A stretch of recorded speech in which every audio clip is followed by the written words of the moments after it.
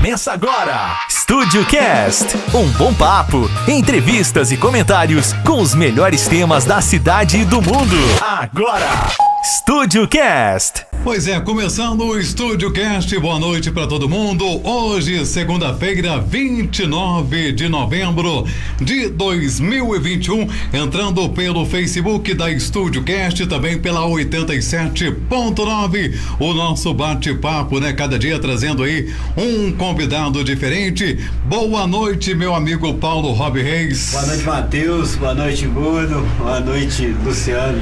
Boa noite, Rodrigo Reis. Boa noite, Matheus. Boa noite, ouvintes do Estúdio Cast.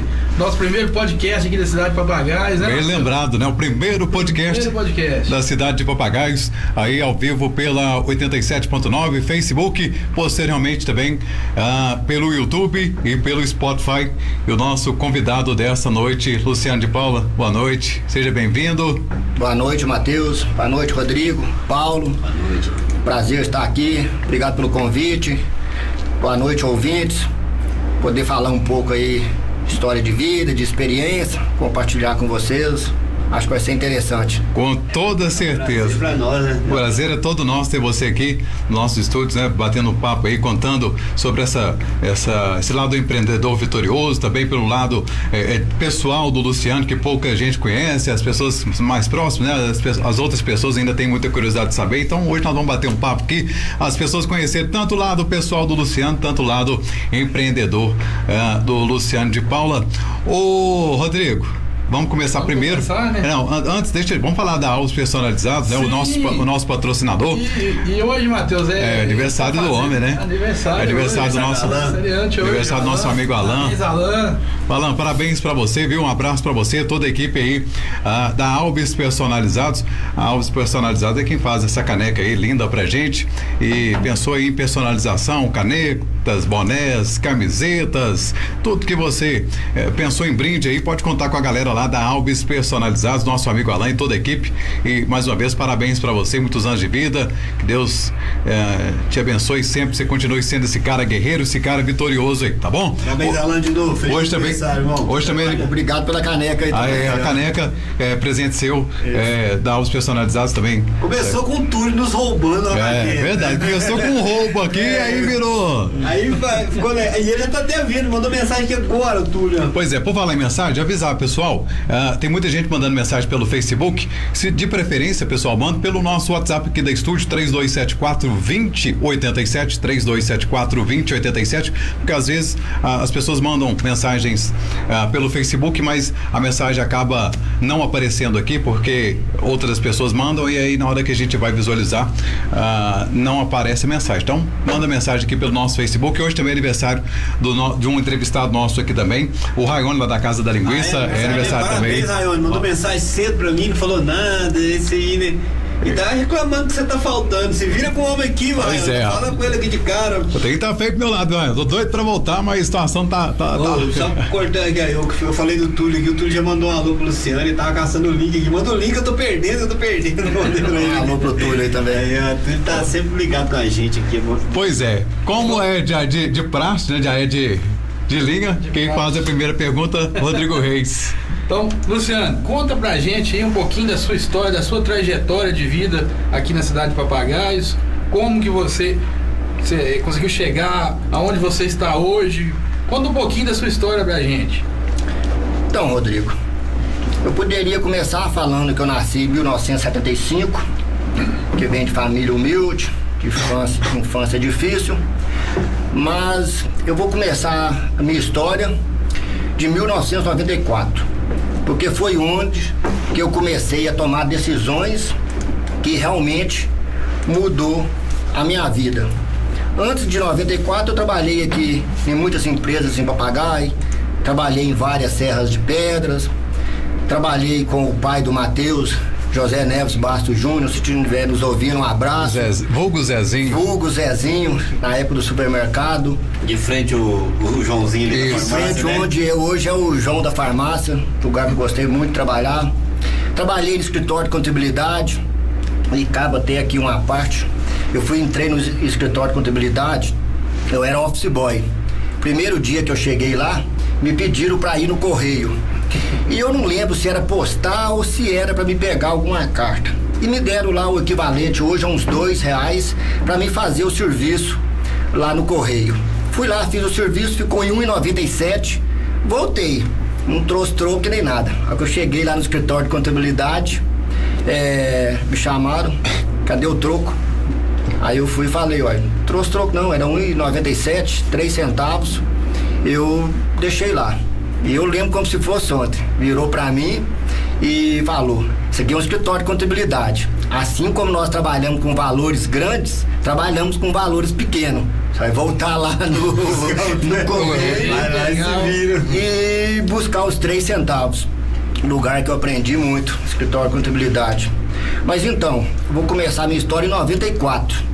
Nessa época, eu trabalhava na pedreira, na fazenda Olhos d'Água. E eu estudava. Então eu trabalhava até umas 4, 5 horas, pegava carona, vinha pra cidade. Fazia o que lá? Trabalhava em Serra de Pedra. Trabalhava em Serra, vinha de carona, eu estudava, Renato Filgueira, ficava na escola até umas 10h30, 10h40. A gente sempre fazia uma resenha na praça depois da aula, ia embora, dormia, no outro dia acordava 4, 5 horas da manhã para pegar carona e ir pra pedreira. Nossa, eu conheço essa luta, né? E teve um dia que eu acordei atrasado, eram às 5 horas da manhã. Só pensei, meu pai vai me matar. Nossa. Fui pro trevo pegar carona. Primeiro caminhão que apareceu, eu peguei carona. E na época era um Alfa. Eu não sei se pouca gente conhece um Alfa, era um caminhão antigo da Fiat. Rápido. É um caminhão silencioso, Não tem barulho nenhum. barulhento, lento, e ele soltava uma fumaça muito encardida. Aquilo de manhã cedo na pedreira, a hora que ele ligava, funcionava. Sim, eu já andei demais aqui. Era uma nuvem de fumaça que subia. Mas foi a primeira carona que me apareceu. Eu pulei na calceria desse caminhão e no caminho da pedreira eu fui passando frio, tava fazendo frio, era muita poeira nessa época porque o movimento era grande, e respirando essa fumaça ardida. Eu falei, não é isso que eu quero pra mim não. Eu cheguei lá na pedreira, a primeira coisa que eu fiz, eu procurei meu pai, falei, ô pai, eu não vou trabalhar mais aqui não. Mas você vai trabalhar onde? Aí eu não sei, eu vou pra cidade procurar emprego. E cheguei, agradeci pelo serviço e vim embora. Peguei carona no primeiro caminhão que tinha pra cidade. Cheguei aqui, fiz um currículo rápido lá, na época datilografado. Datilografado. Isso. Vesti a única camisa social que eu tinha e comecei a procurar serviço nas empresas de Ardósia em Papagaio. Na época a Ardósia estava começando a exportação, 93, 94, e muita empresa crescendo, e eu comecei a procurar serviço. Na época eu lembro, eu fui em 14 empresas, e 14 empresas me deram a mesma resposta. Nós vamos guardar o seu currículo aqui, e surgindo uma oportunidade de emprego, a gente vai entrar em contato. A resposta padrão. E cabe aqui também uma parte, porque tendo decorrido 27 anos que eu fiz essas visitas, até hoje uma empresa me ligou tentando me contratar, não. Até ontem, né? Hoje. Talvez amanhã. Talvez amanhã. Se eu achar seu currículo, eu ligava, só de sacanagem. Talvez tenha alguma empresa.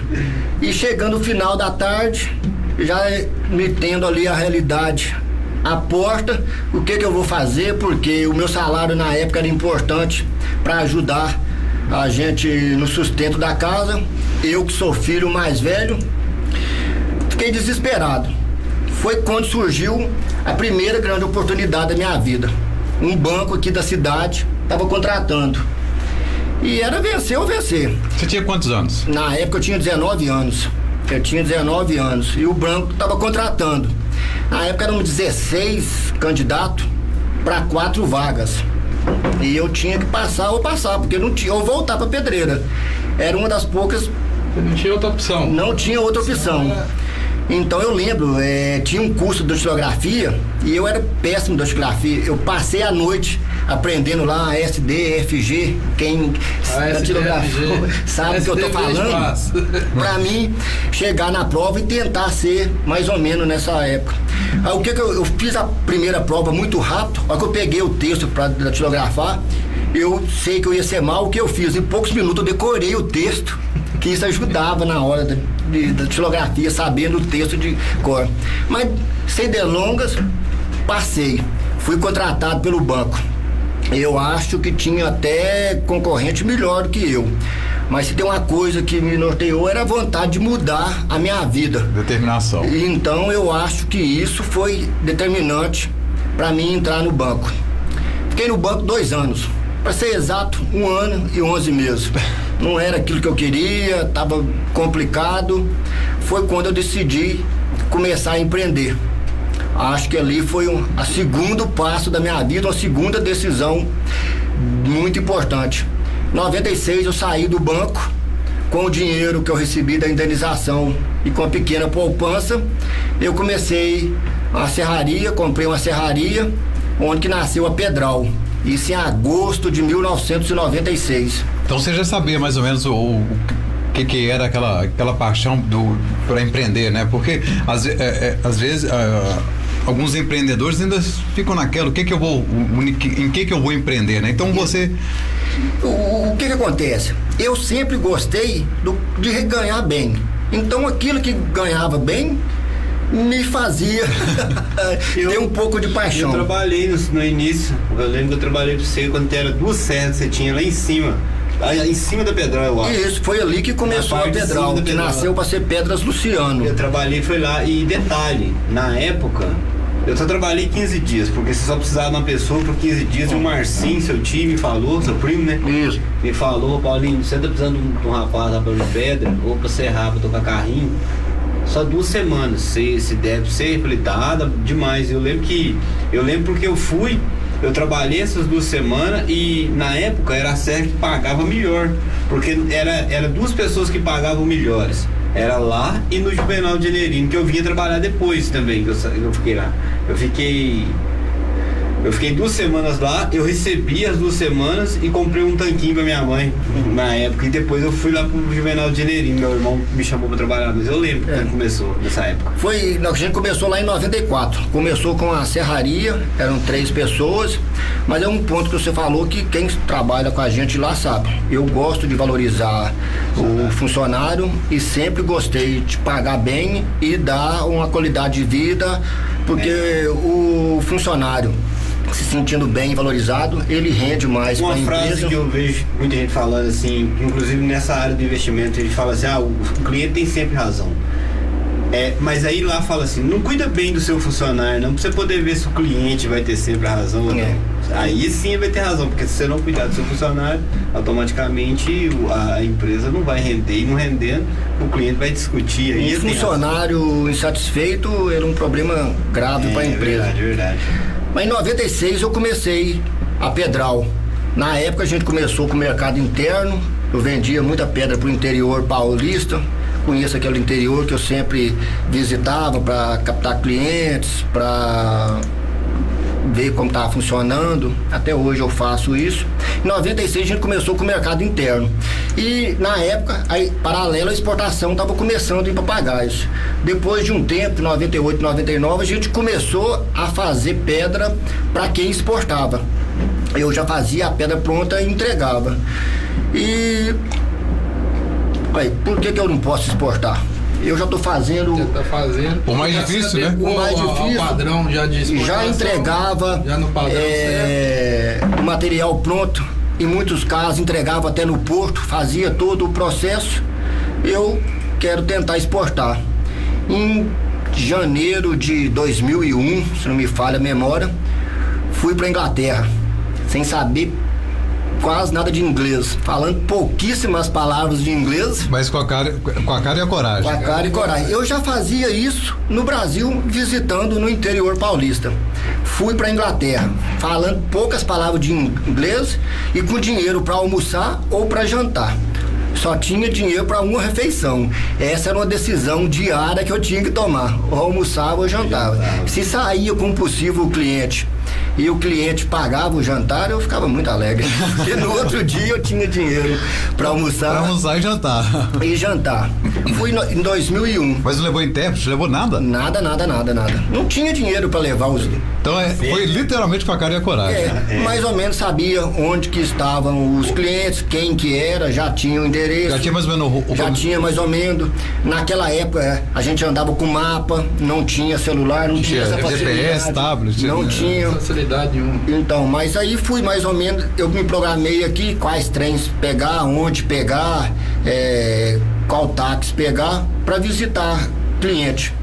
E diferente das empresas que eu visitei aqui em Papagaio procurando emprego, esses clientes falaram que ia entrar em contato e todos eles entraram em contato. Hoje a minha empresa é a principal de fornecedores da maioria deles. A gente tem cliente lá de 20 anos, desde a época de 2000. Você conseguiu daquela época ainda? Daquela época ainda com você? Deu daquela época. Nossos clientes hoje são parceiros. Quando hoje eu vou visitar, fico na casa deles, fazem questão de me receber, estão vindo, ficam comigo aqui. A gente virou parceiro mesmo, não só relação de profissional, como amigo. Comecei a exportar 2001, 2002. E o negócio estava indo até muito bem. Com o começo da exportação, eu senti que eu precisava me preparar mais. Foi quando eu fui para a FAPAM a primeira vez. Em 2003 eu fui para o curso de administração. Eu acreditava que estudando era um jeito de eu abrir um pouco a minha cabeça e ter mais sucesso na empresa. Me formei em administração em 2006. 2007 nós tivemos o pior momento da empresa. Teve uma crise mundial em que bancos quebraram na Inglaterra, na Europa. Eu lembro dessa crise, eu acho que eu estava trabalhando numa empresa de exportação também. Isso aí foi um baque para Papagaio. Grande, teve que mandar pessoas embora. Muitas empresas aqui em Papagaios quebraram. Naquela época, para você ter uma ideia, em 2008, todo o setor de Ardósia exportava 1.100 containers por mês. Caiu para 350 depois disso. E 2009, 2010, que foi hoje é um terço um terço. Hoje Papagaio, todo o setor, Papagaios, Martim Campo, Pompéu, Paropeba, a região da Ardósia, o principal polo é Papagaio. Todo o setor exporta de 550 a 600 containers por mês. Para você ter uma ideia, antes da crise em 2008, Papagaios exportavam 1.100 containers. Só Papagaio. Mas naquela época, eu falei outro dia aqui, você via tanta gente trabalhando, as empresas todas trabalhando a 1.000, e a gente trabalhou junto, né, Rodrigo, também lá na... Repete o número de hoje que eu pus. De 550 a 600 containers mês hoje, atual. Em 2008, o ápice foi 1.100 containers. O de hoje, então, é 550? 550, metade do que exportou. Isso no polo todo, né? Isso no todo o polo. Papagaios, Pompéu, Paropeba, Pitangueira. Metade, hoje importa metade do que tinha. Já voltou ao normal, já? Não, ainda não voltou, não. Uma expectativa agora pro próximo ano começar a melhorar. Aí a gente está procurando alternativas. Isso aí ainda é decorrente da pandemia, essa parada dos portos? O que você acha? Minha opinião, sua opinião. A pandemia apenas acelerou uma coisa que já ia acontecer. Então aquilo já estava uma bolha. Já estava uma bolha, porque antes disso aconteceu na China, aconteceu na Turquia. O que está acontecendo no Brasil nada mais é do que aconteceu na China 2 anos atrás, antes da pandemia, do que aconteceu na Turquia, e agora está acontecendo. É claro que com a pandemia o jeito do mundo mudou, e a economia depois da pandemia, que ainda não acabou, mas a gente espera que com a ajuda de Deus acabe agora, o pessoal deixou de gastar com viagens, com shows, e começou a gastar muito em casa, comprar muito, e o mundo não estava preparado depois para esse boom. Então foi onde que passou a dar gargalos. Com essas empresas de navio, o mesmo. O preço do frete começou a subir muito e começou a faltar navio. Hoje você vai comprar um carro, falta. Você vai comprar uma bicicleta, falta. Nossa, eu tô para receber uma moto tem 4 meses. Tem 4 meses. Então, a pandemia, no meu modo de ver, acelerou o que já era para acontecer. Foi onde que passou a dar gargalos. Então, vamos voltar lá nos 8 meses, em 2008, que 2008. Aliás, 8 meses, em 2008, foi quando foi a crise. A crise que nos afetou demais. Eu até acho, porque eu continuo trabalhando com duas coisas que me aconteceu, que se uma das duas não tivesse acontecido, eu não tinha continuado a trabalhar com a ardósia. A gente sofreu um calote muito grande. Isso quando? Em 2008. 2008 também. O nosso principal cliente, a gente tinha praticamente só esse cliente, quebrou e nos deu um calote muito, muito grande, que nos deu dificuldade aqui. Foi em 2008 que teve o boom imobiliário, que acabou com a bolsa de valores. E banco quebrando na Inglaterra. Arrebentou com os bancos. Ficamos sem receber aqui, com conta para pagar, mas na época a gente estava terminando de montar a empresa. Se a gente não tivesse montado aí a empresa, eu teria parado de mexer com a ardósia. Ou se eu não tivesse tido o calote e não tivesse montado a empresa, eu tinha como acertar minhas contas, minhas dívidas, que a empresa ficou com dívidas impagais. Então, se qualquer uma das duas coisas não tivesse acontecido, eu tinha parado. Mas eu tomei um calote e eu construí uma empresa que só servia para trabalhar com a ardósia. Foi quando a gente teve todo... Como é que foi esse recomeço, então? Porque em 2008 foi duas pancadas, né? Duas pancadas. O mercado caiu, deixou de ser aquele mercado extraordinário que era de 1.100 contêineres para 500, para 350, 400. E no nosso caso, a gente ficou com dívidas para pagar ainda. Perdemos nosso principal cliente e com dívidas para pagar. A única coisa que a gente tinha era a empresa. Foi onde que a gente teve que reaprender a trabalhar. Para você ter uma ideia, só na Pedral, eu acho que eu tinha 10 ou 11 pessoas no escritório. Ficou eu, Daniel e a minha irmã.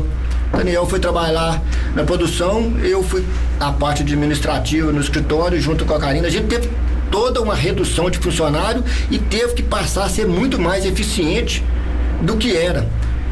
A gente aprendeu demais nessa época. Foi um período de 2008 até 2012, a gente trabalhando para quitar dívidas e reaprendendo. Para você ter uma ideia, em 2008 eu gastava 4 pessoas para fazer um contêiner de pedra. Hoje eu faço um contêiner de pedra com uma pessoa. Toda uma reestruturação que nós tivemos com a empresa, baixar custo, produto que dava prejuízo, não vender ou vender, reajustar o preço, a dificuldade grande. Naquela época o câmbio estava oscilando muito. Quando você conseguia passar um real aumento de preço, que é super difícil passar, porque a cultura deles lá é diferente da gente, a moeda ia e baixava. Então foi um período muito, muito difícil, mas foi um período que a gente aprendeu muito. A gente passou a ser muito, muito eficiente. Os gastos eram enxutos, eficiência, exatamente. A empresa, Se especializaram mesmo na... Tivemos que especializar. Resiliência, isso aí é aprender a sobreviver nas dificuldades, entendeu?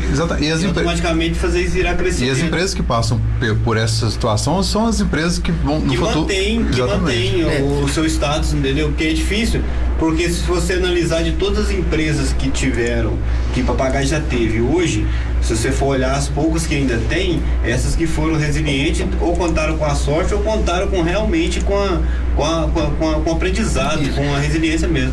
Nessa época foi uma época totalmente de aprendizado. A gente praticamente teve que refazer tudo aquilo que a gente fazia de um modo muito mais eficiente.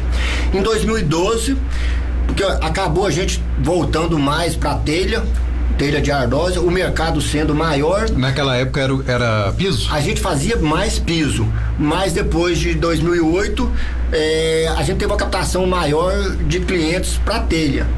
Em 2012 então você teve que agarrar de novo lá, voltando para poder pegar mais clientes, porque o maior cliente tinha quebrado também. Tinha quebrado, a gente teve que voltar. De 2002 para cá eu sempre vou na Inglaterra 2, 3 vezes.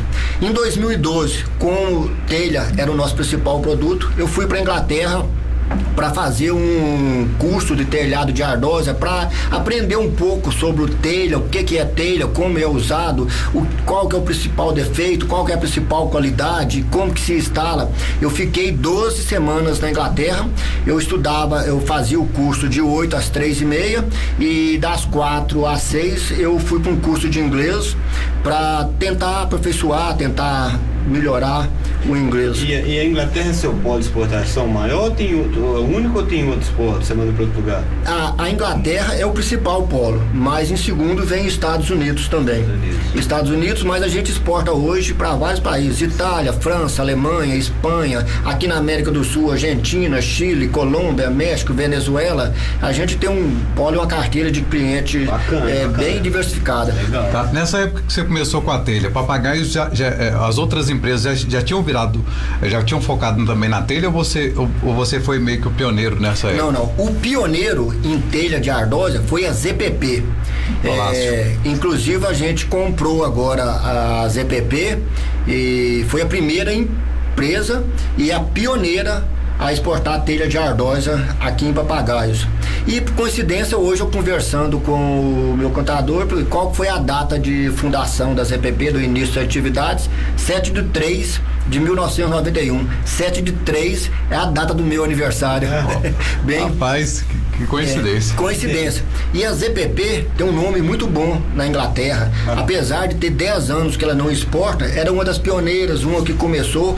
Quando se fala ZPP na Inglaterra, ainda tem um marketing muito bom. E a gente quer usar esse marketing ZPP, a primeira empresa, desde 1991, na Inglaterra.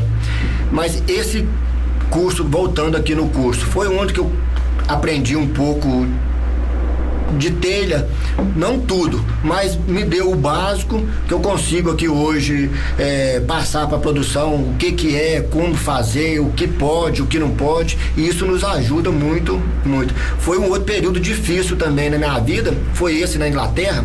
Você tem ideia, eu fiquei lá 12 semanas, eu emagreci 8 quilos. Nossa senhora. Eu morava em casa de família. Manda o Rodrigo para Inglaterra também, Rodrigo.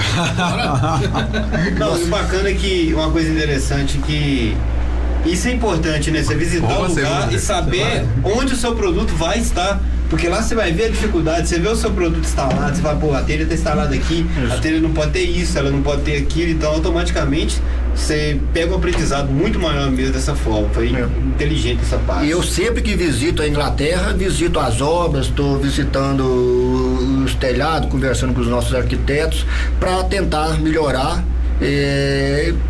Talvez alguma coisa que você melhore. Tem uma ideia, né? Isso, talvez. E tem muita coisa. Talvez você ache.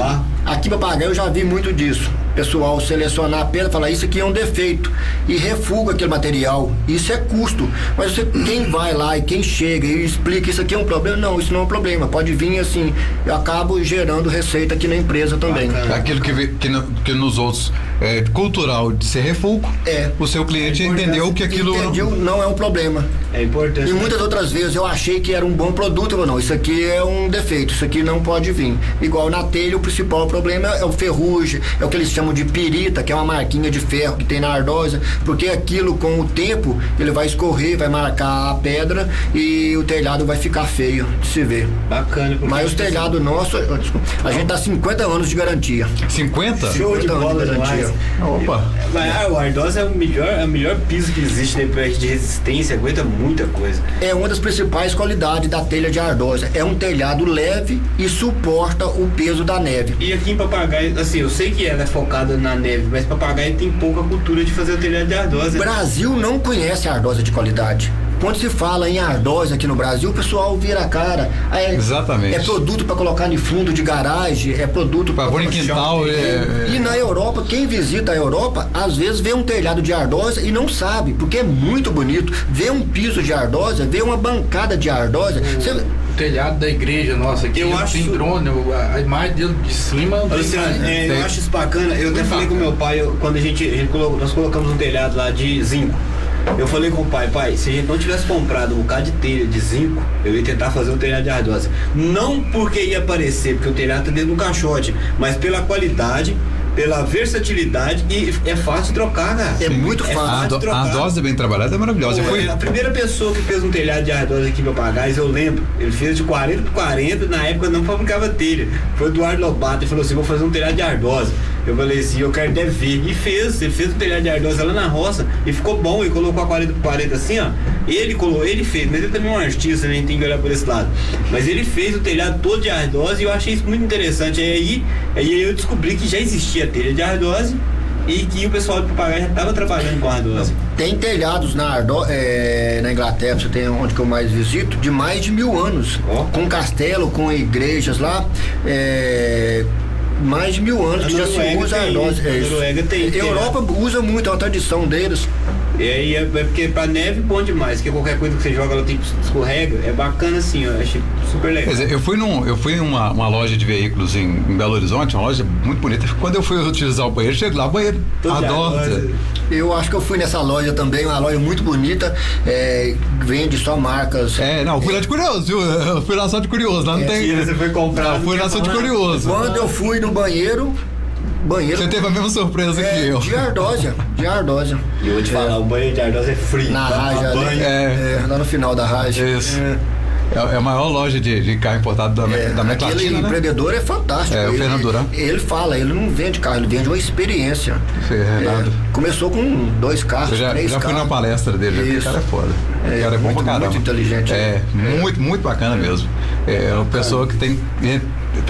eu sigo ele no Instagram, ele dá uns... Você falando do telhado, eu acho fantástico o telhado de ardósia. Eu acho que Papagaio, acho que todo o Brasil deveria focar nisso também. Porque é prático demais, cara. Você já viu tirar e colocar uma ardósia no negócio? Eu tenho uns vídeos tirando e substituindo alguma telha quebrada. É muito fácil, cara. E o pessoal tem um certo preconceito. Eles querem... o preconceito, total preconceito. É porque não entendem, não conhecem a ardósia. Cultural. No Brasil é voltado para granito, para porcelanato hoje. Inclusive, pode falar aí. Continuando a falar que o telhado de cerâmica é pesado e o outro da ardósia sai mais. Exatamente. E tem outra cultura que as pessoas acham que por a ardósia absorver temperatura, acham que o telhado é quente, mas na verdade tem uma manta por baixo, onde não deixa ultrapassar. E a absorção de água é 0,0 alguma coisa, e de passar o frio ou o calor também a temperatura dela filtra. Matheus, quando você quiser, a gente pode colocar o vídeo do asilo. Ah, tá. Beleza. Vamos interromper aqui só para fazer nós vamos colocar agora no ar uma campanha do asilo. O asilo está pedindo agora doações no final do ano. Se a hora que você tiver aí, já está liberado aí, Rodrigo? Está liberado no 3, 1. Olá, vamos falar de um assunto muito importante. O Lar dos Idosos Selma Maria Reis de Papagaios precisa da sua ajuda. Para a manutenção e o bem-estar dos idosos, o lar busca doações neste fim de ano. As necessidades mais urgentes são fraldas geriátricas do tamanho G e EG, materiais de limpeza como sabão em pó, desinfetante, detergente, água sanitária e sabonete líquido. Faça uma boa ação de fim de ano e ajude você também o Lar dos Idosos. Contato Alice Valadares, 37 99973 2528. Ou você pode deixar nos pontos de coleta RG Serviços Contábeis e a Casa do Cabeleireiro, ao lado da lotérica. Ajude você também. O Lar agradece. A campanha Ajude o Lar dos Idosos tem apoio de Rodrigo Reis, Imagens Aéreas, Estúdio Cast e Estúdio FM, a frequência do sucesso.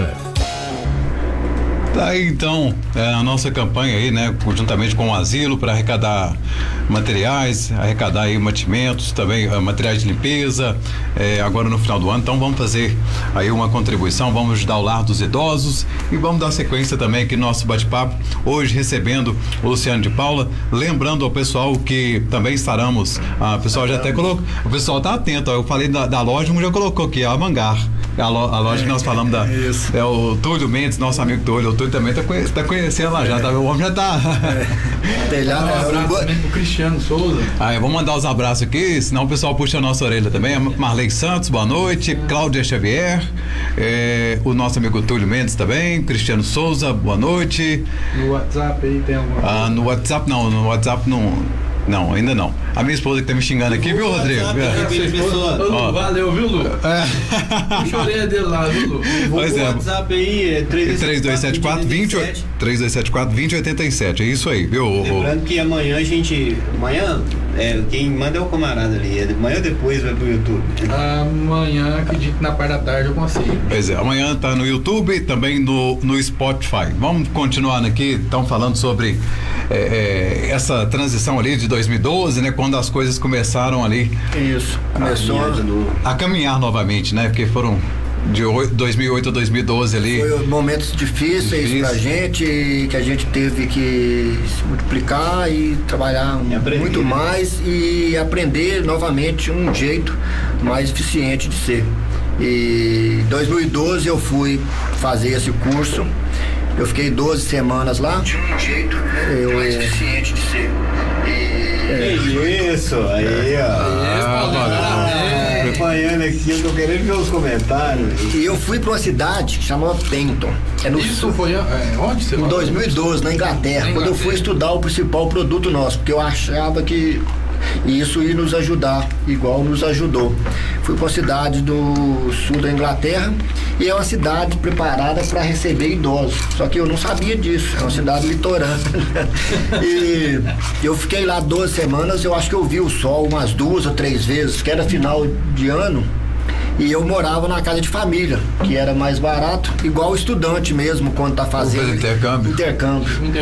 Emagreci 8 quilos. Nessa cidade o que tinha para fazer era uma academia que ficava aberto 24 horas, é uma cidade bem pequena, e nessa casa de família o que tinha para comer era banana, aquelas bananas caturra e maçã. Eu odiava isso. Mas eu tinha que comer para não passar fome. Não, e a alimentação lá é diferente, né, cara? Tem que pensar nisso. Tanto é porque eu tinha um café da manhã e tinha um lanche para me levar, que eu levava para a escola técnica para mim almoçar. Um lanche igual. Só que o café da manhã era muito pequeno, eu acabava que comia esse lanche no café da manhã.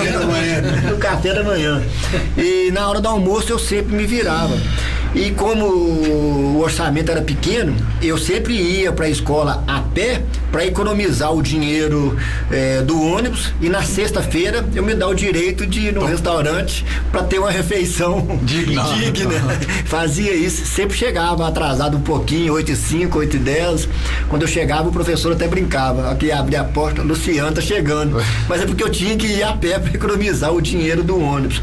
Fiquei lá, mas foi muito válido, consegui melhorar um pouco meu inglês, consegui aprender demais nesse curso técnico, e quando eu voltei eu consegui aplicar isso tudo na empresa. Hoje, quando a produção tem algum problema, sempre conversa comigo, e hoje com essa facilidade que tem, a gente tem o WhatsApp, tem internet na mão, a conexão com os clientes hoje é muito mais fácil. Quando a gente começou a exportar, era fax. Eu acho que muitas vezes tem muitos ouvintes que estão nos ouvindo, talvez não conheçam o que era fax. E fax não passou raiva com fax. Exportava, uma das primeiras exportações nossa era com fax. E para enviar o documento para o cliente também era através de fax. Nossa, aquilo já era ruim aqui dentro do Brasil. Imagina você mandar um fax para fora. E você tinha que ligar para pedir o sinal de internet. Eu não sei se vocês lembram disso.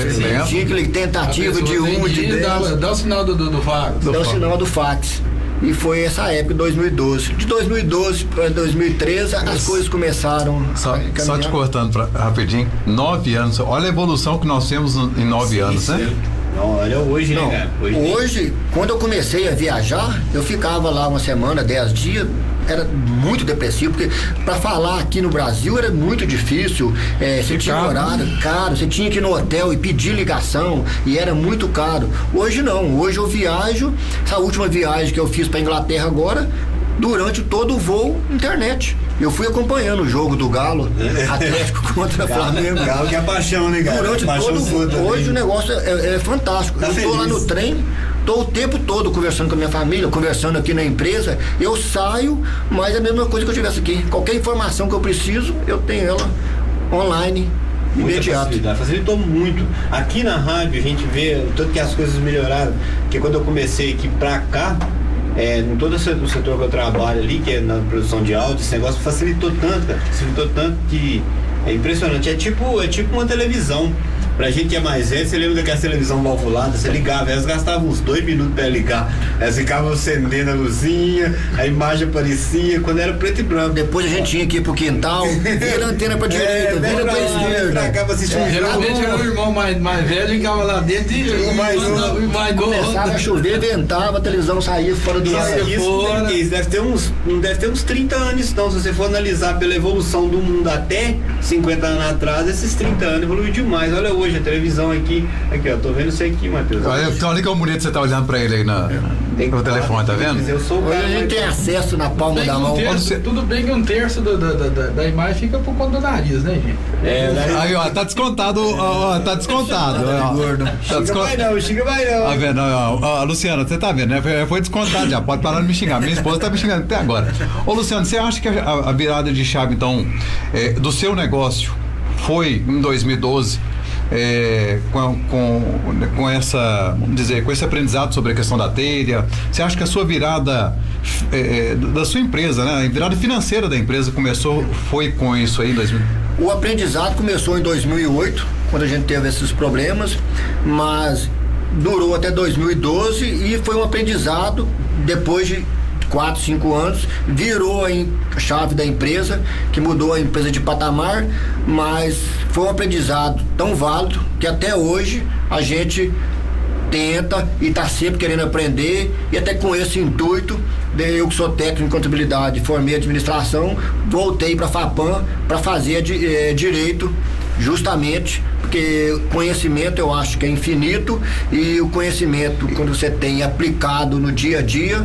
E o conhecimento até quando acontece essas coisas ruins, né, que 2008 aí, essa aperto financeiro, eu tenho certeza que o aprendizado com isso aí foi enorme, né? Porque eu falo por experiência própria, eu já contei aqui várias vezes, já tive um problema financeiro terrível, numa época aí da minha vida, porque eu fui empreender e fui mexer para mim, e eu aprendi tanto com aquilo que eu acho que um empreendedor que continua no ramo, ele absorve isso aí com tanto aprendizado, com tanta vontade de vencer ainda mais, né? E ele aprendeu onde foi o erro ali, porque às vezes é uma soma de erros, né? Então, não só dele, claro que tem toda a questão de comércio, né? Alguma empresa que vem... Geralmente o pós-crise, toda pós-crise já dá aquele boom, né? Pós-crise é uma oportunidade. E no meu ponto de vista, eu acho que é importante para quem quer empreender entender o momento. Para você ver, quando eu comecei a exportar, era fax. Hoje eu exporto com esse celular, eu resolvo tudo com esse celular, eu viajo com esse celular. Se eu tivesse com aquela cabeça de fax e não procurasse a me adaptar com o celular, a me adaptar, a fazer um curso, procurar aprender o atual momento, eu estaria fora. Porque hoje você tem acesso a qualquer pessoa na Europa, na Ásia, na América, daqui você consegue. Então, esse aprendizado tem que ser contínuo. Hoje tem o celular que a gente acha fantástico, mas daqui 10 anos, daqui 20 anos, vai ter coisa melhor. Mas porque a gente achou o fax uma coisa fora do normal, né? Hoje a gente acha... Foi uma coisa fora de normal. Eu li isso num livro ali. No livro, se você não adaptar a evolução, você sobra. Igual eu li num livro, fala assim, olha, as empresas em 1940, 1930, as empresas de trem fabricavam muito trem. Eles trabalhavam sempre ali, mas eles esqueceram por que eles trabalhavam. Eles só entendiam o que eles faziam. E aí o que aconteceu? Veio a aviação e dominou tudo. Talvez se eles tivessem adaptado, eles seriam os donos da aviação hoje. Então é por isso que você tem que estar sempre atento na evolução. Não adianta você ficar parado no passado em nada, porque muita gente fica parado no passado e perde. Igual você falou, se você estivesse no fax, se você não entendesse de um computador, se você não buscasse conhecimento, você ia estar atrasado. Estava fora do mercado. Então é por isso te põe um passo à frente de muita gente. Mas aí a pessoa pensa, fulano de tal é um visionário. Não é questão de ser visionário, é questão de acompanhar a evolução. E a adaptação daquele momento. Os seus 2008 e 2012 foi o ano de resiliência. Você aprendeu ali, você conseguiu resistir, aprendeu.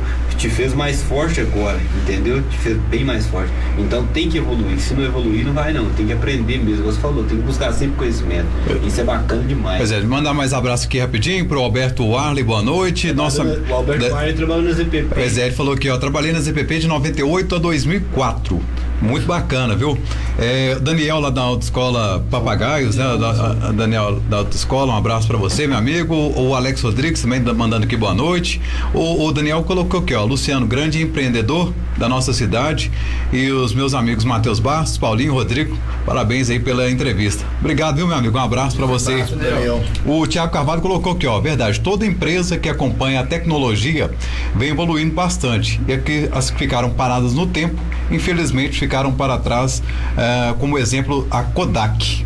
Ô, Tiago, obrigado aí por você dar esse exemplo, né? A Kodak realmente não acompanhou aí a evolução e as empresas têm que... Evolução é o curso natural da vida. Exatamente. Nossos filhos têm que ser mais evoluídos do que nós e nossos netos mais evoluídos do que os nossos filhos, porque se isso não acontecer, a evolução para. E se parar, a gente vai ser extinto. Exatamente. Exatamente. E o mesmo acontece com a raça humana, com as empresas e assim por diante. Hoje eu estava vendo uma entrevista do Geraldo Rufino, da JR Diesel. Ele falou até sobre essa questão, falando da questão do legado que ele deixa para os filhos, né, da continuação do negócio. Ele falou que é muito interessante a vinda de pessoas novas, né, com tecnologias, com mentalidades diferentes, mas é muito importante também essas pessoas novas não esquecerem como aquele negócio, né, surgiu e como ele consolidou, apesar de estar evoluindo, né, o negócio tem o porquê que ele foi sólido durante todo aquele tempo, né? Então é importante esquecer as origens. Exatamente. E a evolução hoje ela está tão rápida porque a gente às vezes com os mais novos a gente aprende o tempo todo. Aí é difícil um pouco de ensinar, porque você tem que aprender com eles. Está tendo tanta evolução. O negócio é muito rápido a evolução. A criança hoje já pega o telefone, já mexe, você fala assim, caramba, eu não sei mexer com essa rapidez, não. Não, o meu sobrinho, o Antônio, ele tem 4 anos, filho do meu irmão. O José Luz, meu filho, é apaixonado com o Antônio. Chegou perto de mim, eu quero ouvir uma música. Qual música você quer ouvir? Falou o nome da música lá, mas eu não conheço essa música não. Me passa o telefone. Foi no YouTube, clicou. Apertou o microfone. Procurou por voz a música. Eu fiquei assim, 4 anos. E aprendeu. Isso aí é interessante demais. Eu com 12, 13 anos, se chegasse alguém em casa, eu escondia debaixo. Vergonha. Era um mundo totalmente diferente. Igual você falou aí, eu jogo. O Paulinho joga, eu cheguei aqui cedo e estava falando que eu gosto de jogar.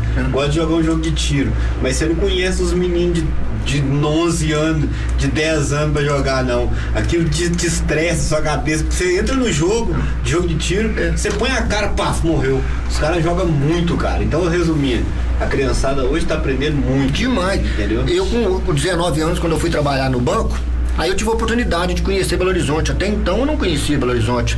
E fui para Belo Horizonte, peguei o ônibus, parei na rodoviária, peguei o táxi, fui pro hotel. E eu fiquei deslumbrado. Onde que eu cheguei? Tô em Belo Horizonte. E o shopping cidade, era assim, 100 metros do hotel que eu tava. Eu tinha medo de ir me perder no shopping. A 100 metros. A 100 metros. Hoje eu viajo o mundo inteiro, viajo sempre sozinho, com Deus. E qualquer lugar que você quiser ir na Europa, eu vou. Mas pra pessoa que foi pra Inglaterra com o dinheiro contado e sem saber falar inglês, isso aí foi tristinho. É esse tipo de pessoa que cresce, entendeu? O inglês, eu sempre falo, eu não sei falar inglês, eu não vou viajar a pessoa. Quando a pessoa quer, ela te entende. Ela te entende. Se ela precisava comprar ardósia, eu precisava vender ardósia, vai ter uma dificuldade maior ali no início, mas entende. Hoje eu converso com meus clientes, igual a gente está conversando aqui, e é claro que eu aprendi inglês depois de velho, aprendi inglês pela necessidade, não porque eu tive a oportunidade de aprender, porque o meu negócio exigia aprender inglês. É claro que eu vou falar alguma coisa errada, algum momento vai me pedir para me repetir, mas o que eu não posso é desistir, porque eu falei alguma coisa de errado e falar, não, eu não sei inglês. Não, eu vou tentar de novo, eu vou falar de novo, ele vai entender. E o que aconteceu muito no início, às vezes eu tinha que falar uma coisa 3, 4 vezes. Hoje tem o Google que ajuda a gente quando vai fazer um e-mail. Então a gente não pode desistir. E não sei falar inglês. Quando eu fui eu não sabia, mas eu cheguei com o meu cartão para apresentar, mostrei que era ardósia, tinha um catálogo, ele me entendeu. Trabalha com essa ardósia? Trabalho. Qual que é o preço? O preço é esse. Não, tá caro, me dá um desconto pra gente fazer um teste. Não, só tem condição de vender à vista. Foi uma negociação eu não sabia falar inglês, a pessoa não sabia falar português, mas saiu a negociação. Tanto é que a gente voltou. Entenderam ali de alguma forma, chegou. Eu tenho certeza, se chegar aqui alguém, um alemão, um chinês, tentar falar alguma coisa, nós vamos resolver o problema dele. Se eu estiver precisando de água, se estiver precisando de comida, se estiver precisando de um endereço, nós vamos. E é assim que acontece. Foi o meu caso também. Vamos lá, então 2012 começou isso aí, como foi surgindo? A Black Zate surgiu primeiro, foi a Pedral, como que foi isso aí? Vamos para as evoluções aí de 2012 em diante. A Pedral surgiu em 2000. Sim, foi a primeira, Pedral então. foi a primeira empresa, em 1996. Isso. Depois, quando a gente começou a exportar, surgiu a Black Slate. Depois surgiu agora o Alto Posto 89. Uma coisa que eu queria perguntar. 89, me fala. Não só sua, prioridade de muita gente, porque é a placa dos carros também. O Adriano tem 99. O Adriano também tem uma ligação com 99. Agora eu quero saber. Eu também falei, se tem alguma ligação, porque placa de carro telefone, também. Telefone da empresa é 2089, né? Do posto. Mas como que surgiu esse 89? Não, vamos lá então um pouco atrás. Como surgiu a ideia do posto de gasolina? Posto de combustível. Posto de gasolina. Em 2013 a gente resolveu investir em outro segmento e não tinha ideia de que investir. Nós entendemos que o nosso investimento atual na Ardosa era suficiente para atender, então a gente vai diversificar um pouco e começamos a procurar outras formas, outros tipos de investimento. E na época eu tinha uma caminhonete e fui trocar o óleo aqui num posto de Papagaios. Não tinha o filtro, achei estranho. Aí eu pedi o filtro de fora, veio o filtro e foi trocar no posto. Não tinha ninguém que sabia trocar o óleo da minha caminhonete, e não era uma caminhonete bem normal, uma caminhonete que todo mundo na época, sim, não era uma caminhonete importada, era uma caminhonete de mercado e não tinha o filtro e não tinha ninguém especializado. Comecei a pesquisar sobre posto de gasolina. Na época tinha 2 postos de gasolinas aqui em Papagaios e eu percebi que o posto que mais vendia aqui em Papagaios era de Maravilhas. Mas tem alguma coisa errada aí. Nós temos 2 postos em Papagaios e quem mais vende aqui é Maravilha. O pessoal tá saindo daqui e indo para Maravilha abastecer. Segundo ponto, eu quero um filtro, não tem. Foi quando nós vamos montar um posto de gasolina. Foi quando surgiu a ideia do posto de gasolina. A gente queria diversificar. O pessoal estava saindo daqui para ir para Maravilhas a abastecer. Não e você queria trocar o óleo do seu caminhonete, não tinha ninguém especializado. Tanto o nosso posto hoje é um posto completo. A troca de óleo que nós temos é a mesma troca de autorizada, é a mesma troca que a Mercedes tem, que a Elmas tem. A gente tem uma troca de óleo e outra coisa, a gente consegue fazer preço porque a nossa troca de óleo é a granel. Você não tem que comprar o galão, você vai pagar aquilo que você usar. Tem um posto com a loja de conveniência, tem um estacionamento, até então caminhões não dormiam os postos, nossos concorrentes não têm estacionamento para caminhão. Foi aí que surgiu a ideia do posto de gasolina. Isso em 2013, não me falha a memória. O de Maravilhas fica pronto quando? O posto de Maravilha era para ter ficado pronto bem antes, mas com a pandemia e principalmente com a CEMIG, que nos atrasou demais a conta. A gente cumpriu todo o cronograma. Quando chegou na hora da CEMIG ligar a energia, era para ligar em novembro do ano passado, ligou em maio desse ano. Tem coisa. Isso parou tudo. E com a pandemia no auge, tudo que você ligava, tá em pandemia, não tinha atendimento presencial, era tudo por telefone. Agora a gente quer no início do ano agora inaugurar o posto e a gente também está inaugurando a Pedreira Preta em Martim Campos. Tá, você até então beneficiava a Ardósia, né? Fazia tempo. O ramo de mineração, da exploração, começou quando? Então, a gente tem uma parceria com a Pedreira Cinza, onde que a gente é o principal cliente, a gente ajuda na administração, mas ramo de mineração, a nossa primeira pedreira vai ser agora em Martim Campos. Bacana. Isso, que é a mineração. A outra é parceria. A outra é parceria. Como é que é o nome da mineração? Mineração Capão da Dama. A gente comprou e herdou o nome da outra empresa que tinha. Ardosa cinza? É a Ardosa Preta. Preta? Isso, a Ardosa Preta. Isso, aí a gente tem uma parceria com a Ardosa Cinza. Acho que a pedra a preta, a maior parte vem daquele lado de lá mesmo, né? A Preta, o principal fornecedor hoje é o Murilo, é a ABV, mas tem a Micapel e lá do Martim Campo também tem a Mapel, tem o Altivo, são empresas que fornecem papagaios. Eu lembro que eu acho que o Altivo buscava lá e também o Ronaldo buscava numa pedreira. Isso, Ronaldo do Walter teve pedreira lá, mas a Pevex, depois virou, era Pedra Forte, Isso, depois virou Pevex, mas eles pararam. Nós esquecemos, nós começamos a falar do posto, esquecemos da origem do 89. Então, a origem do 89. Primeira empresa que eu comprei, Rua Racino Félix França, 89. Ok. Fui comprar minha casa, Francisco Ribeiro, João Luciano dos Santos, 89. Foi montar o posto, Rua Francisco Ribeiro de Campos, 89. Mas tem que ser 89. Tem que ser 89. Bacana. Não foi eu que escolhi o 89. Foi o destino. Que vocês do Ipiranga, não é aquela sequência do Ipiranga, não. Esse 89 é o nome que você... Não, aí o nosso posto, você tem um nome próprio, qualquer que seja o posto bandeirado ou não bandeirado, você tem que ter o contrato com o registro e aí você faz um contrato com a Ipiranga ou com outras empresas para você poder usar a imagem. Aí você usa a imagem, participa das promoções. O nome tem. O nosso é Alto Posto 89, bandeirado Ipiranga. Então foi o destino que também vai ser o Alto Posto 89. E Maravilhas também é Alto Posto 89, é filial daqui. Vai ser Bandeira Ipiranga também? Bandeira Ipiranga também. Na época, quando a gente decidiu por Ipiranga, era aquela época que estava no auge. Pergunta lá. Pergunta lá. O marketing da Ipiranga é sensacional. O marketing é sensacional. E a Ipiranga investe muito nos seus filiados.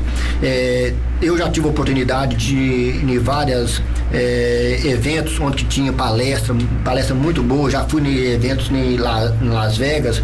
Na época que eu fui no evento em Las Vegas, quando a gente chegou lá, teve uma festa de recepção que ia ser uma cobertura de um hotel. E nos entregaram uma camisa que era para usar no dia do evento, do que a gente fosse participar da feira. Não na festa. Na festa você podia ir normal. E eu achei, tava eu e um colega meu, até mandar um abraço para ele, Bruno Flávio, que foi comigo para Las Vegas, pra gente participar desses eventos da palestra. Nos entregaram a camisa que era para usar na feira. A gente achou que era para usar a camisa na festa. E foi pra festa nós dois de Ipiranga. Toda hora chegava perto de nós, achando que a gente trabalhava na Ipiranga, que era construtor da Ipiranga. E todo mundo arrumado, e nós dois de uniforme. A Ipiranga realmente tem um marketing bacana. Eu já trabalhei uma época num posto que era da Ipiranga, realmente Esse pergunta lá da Ipiranga, na época, hoje deu um pouco a queda, mas esse pergunta lá, posto completo da Ipiranga, todo mundo falava, pergunta lá no posto Ipiranga. Fala ainda, né? Virou bordão de muita gente, virou bordão. Praticamente 10 anos que lançou essa propaganda da Ipiranga. Foi onde a gente decidiu diversificar pelo posto. Montou o posto lá, deu certo. Hoje a gente é líder aqui na cidade. E agora estamos abrindo a filial lá em Maravilha, porque a gente atende muito Maravilha, muito Maravilha. Eu ia te perguntar isso, se você não iria virar concorrente você mesmo. Não, porque o meu posto hoje é pequeno para a quantidade que eu vendo. Eu teria que aumentar aqui, colocar mais uma, no mínimo, mais uma bomba. Mas para mim aumentar aqui, colocar mais uma bomba, parece estranho, mas fica quase o preço. O preço montar lá. De eu montar lá. E a gente já atende 30% das nossas vendas, 30% é do pessoal da Maravilha. Então vamos montar um novo posto em Maravilha, vamos dar mais conforto para os nossos clientes de lá. E vai desafogar o nosso posto aqui. Por isso que foi a ideia de montar em Maravilhas. E o lugar também é fantástico. E o lugar acabou que depois que a gente comprou e fez aquela terra tanto é que, como empresário, eu tento fazer a minha parte. Eu tento tudo que a gente, das nossas empresas. Só porque a internet caiu aqui, eu vou repetir a pergunta. Então, porque a internet caiu aqui, pessoal, é porque nós tivemos um problema na internet que um pouco. Na rádio o pessoal ouviu. Exatamente. Então, a pergunta para o pessoal aí da internet foi a seguinte: o Almir Vicente Ribeiro perguntou ao Luciano se você tem pretensão de ser prefeito de Papagaios. Então, como eu falei, eu nunca tive pretensão de ser prefeito, mas a coisa que me interessa muito é o desenvolvimento de Papagaios, porque eu sou daqui, sou nascido e criado aqui, não quero mudar daqui. E como empresário, eu tento fazer a minha parte, porque tudo que a gente, das nossas empresas, é reinvestido, praticamente tudo em Papagaios, tentando gerar renda, gerar emprego, melhores condições. E como pessoal, se eu puder ajudar, será um prazer, mas isso quem decide é o povo, é o Almir, é os outros eleitores. estou pronto para ajudar. Se eu puder ajudar, será um prazer. Ótimo, muito bom. Dá parcela de contribuição, né, para o município. Falou um negócio interessante, minha parte eu faço. Faz, por isso que a ideia teve de a gente buscar te trazer aqui. Quando a gente foi falar os nomes, nós fizemos os nomes, ainda tem muita gente ainda, até a gente tem uma lista extensa de pessoas que contribuem muito. Aí entrou seu nome por causa disso, porque realmente você investe para pagar. Isso é bom, entendeu?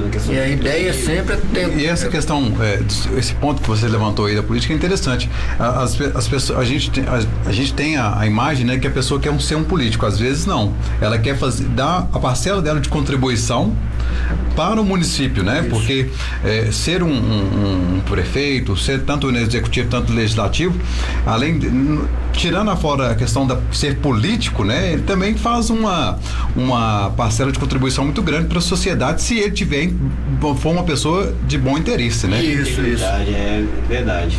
E outra coisa, como eu te falei, eu sou de Papagaios, eu quero ver minha filha crescer aqui, eu quero ver meus irmãos, todo mundo de Papagaios, evoluir. A cidade evoluir é bom para todo mundo. Aqui ó, boa noite, aqui é o Paulinho do Nico Alves. Muito bom ver as histórias do Luciano. Lembro dele na contabilidade no banco.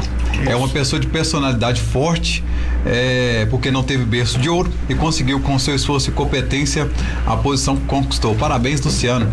Tudo de bom. Pro Paulinho aí. Paulinho do Nico Alves. Isso é gente boa, viu? Lá. Isso é gente boa demais. Paulinho, um abraço pra você, viu? Todo o pessoal aí, essa galera é nota 1000. Forte abraço. Ô, Paulinho, tem alguma pergunta? Eu acho que a gente pode entrar e deixar o espaço dele já. Porque o horário da gente que já tá estourado. Nosso horário tá começando a estourar. A gente nem vê, né? Que eu te falei, você vai desenvolver. Muita gente chega aqui e fala assim, cadê as perguntas? Não tem pergunta não. Não pergunta não. Na hora vai fluindo. Eu acho que, acho que era... O Túlio falou aqui, ó. O meu Zema, se pensasse na máquina pública como empresa, o resultado era outro. Baita convidado, viu, Paulinho? Parabéns aí, fala do Luciano. Obrigado pra ele. Isso aí, Túlio, um abraço, viu? Boa mesmo. Luciano, mais alguma coisa que você queira contar?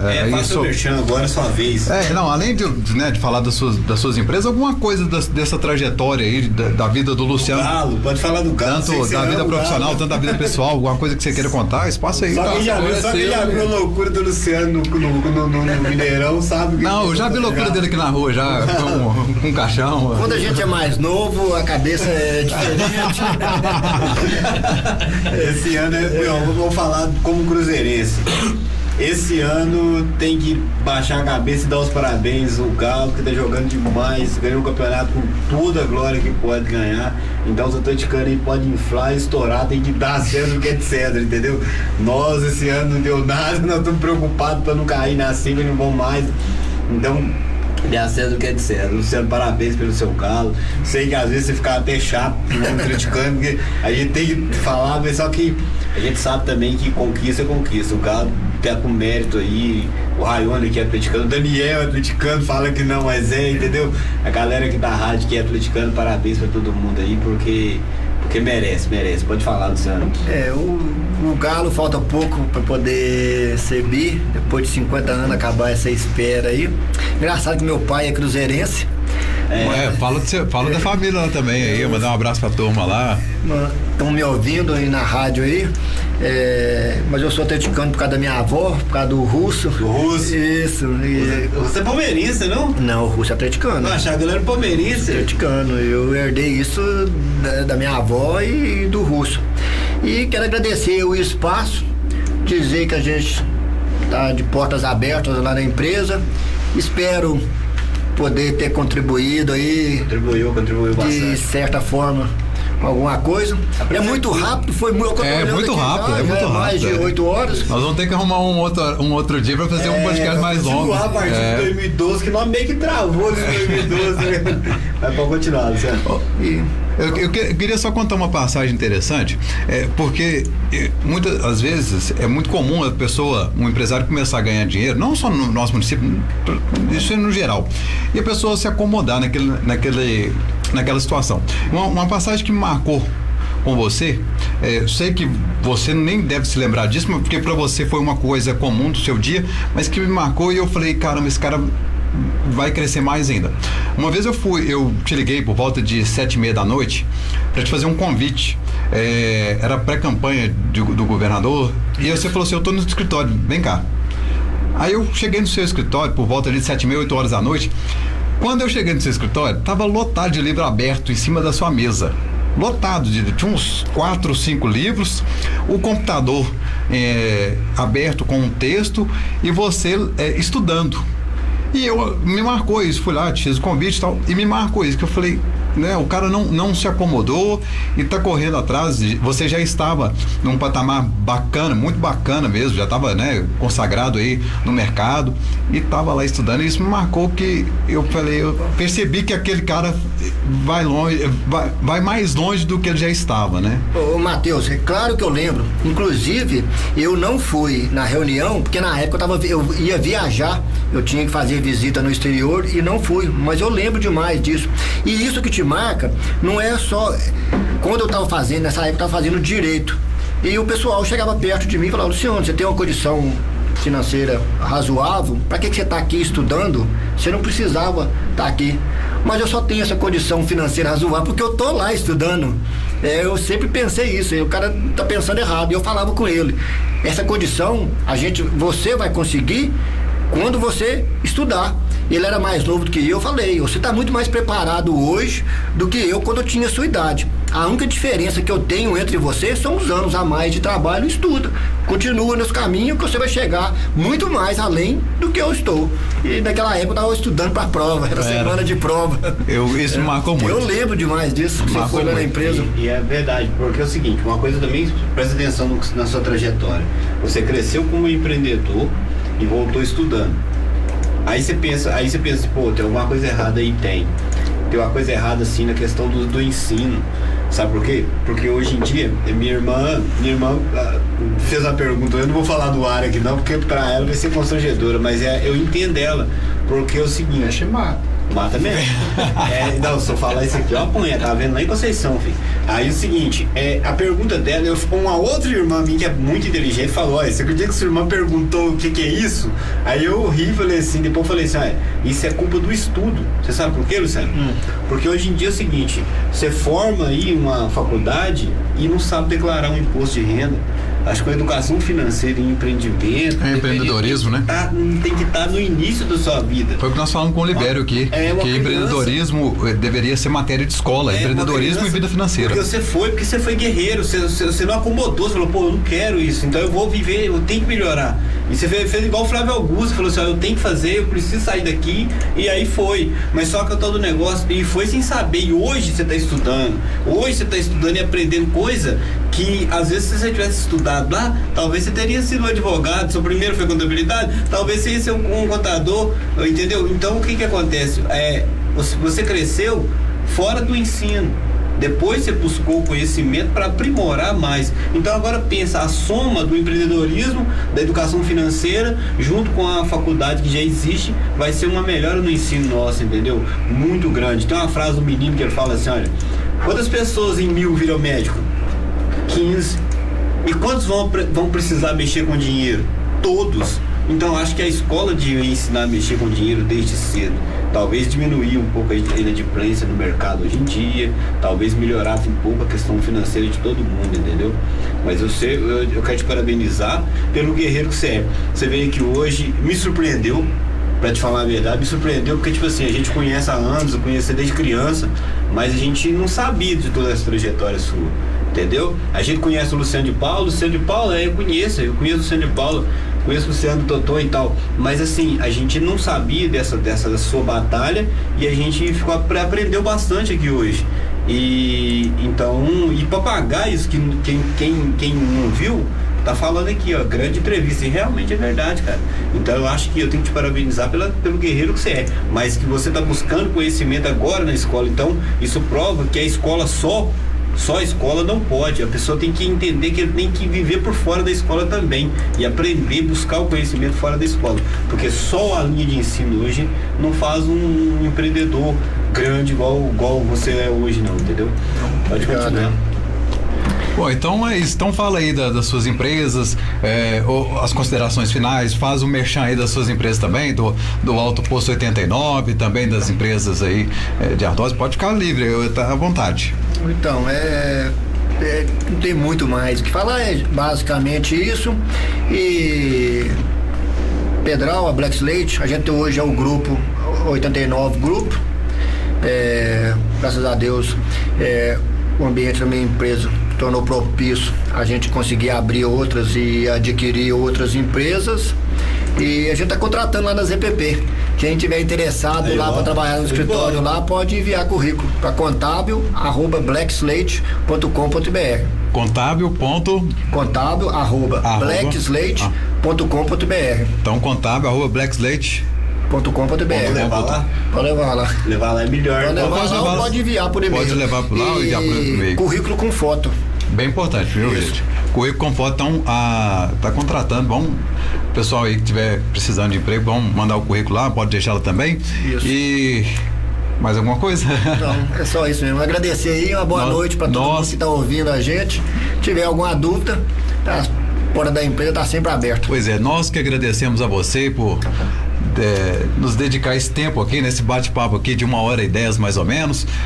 Foi muito bom para nós, como o Paulinho falou, a gente, eu principalmente, eu achava que eu te conhecia, mas agora realmente eu vi que a gente precisa conhecer as pessoas. O padre perguntou que aceita o padre da minha empresa. Manda um abraço pro padre. Ô padre, um abraço pro senhor, viu? Então. Peraí, só rapidão. Gente, amanhã, a partir de amanhã, a gente vai passar todo o processo da festa de Santa Luzia direitinho. Hoje não deu tempo, a gente ingressou num negócio bacana aqui e a gente quase que não falou, né? Deixou sempre quando você falasse. Então, show de bola, foi um bate-papo bacana. Então amanhã eu vou explicar, viu, padre? Amanhã eu vou passar direitinho pra todo mundo falar aqui sobre a festa. 89, como é que chama lá? O 89 Grupo? 89 Grupo. Um abraço a todo o pessoal lá. Se seu pai lá, manda um abraço pra ele. Tá, e com certeza ele tá ouvindo, ele gosta muito de ficar nos ouvindo, ele tá em repouso em casa aí. Eu acompanhei você no... Pois é, e tá em casa lá, com certeza tá nos ouvindo. Zezinho, um abraço. Dos melhores patrões que eu tive. Não é porque você tá aqui na presença, não. Gostava muito de trabalhar. Ali é uma pessoa fenomenal, viu? Luciano, um abraço pra você, obrigado. Pessoal, o Estúdio Cast volta na segunda-feira que vem, às 19 horas. Eu volto também qualquer dia desse aqui na Estúdio FM, né? Após aí esse período pra fazer uma cirurgia, eu também volto fazendo o programa Bom Dia Cidade. Fiquem todos com Deus, boa noite.